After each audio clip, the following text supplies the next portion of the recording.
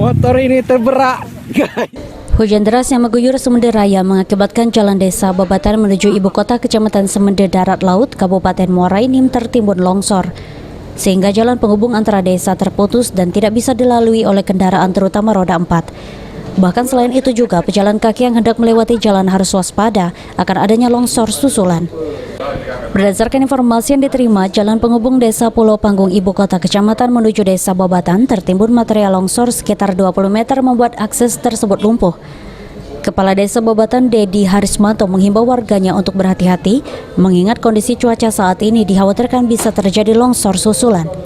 Desa Babatan dan juga masyarakat Desa Penintaian untuk berhati-hati dan selalu waspada karena kita khawatirkan akan terjadinya hujan mengakibatkan ini akan terjadi longsor susulan. Kami sudah berkoordinasi dengan pihak kecamatan dan juga dengan Bapak Camat dan juga alhamdulillah di sini telah sampai juga tim dari BPD Kabupaten Muara.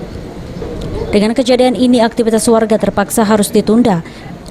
Kini alat berat dari Dinas PU dan dari pihak perusahaan setempat segera melakukan pembersihan material longsoran sehingga akses jalan tersebut kembali bisa dilewati. Mardian Sapal TV.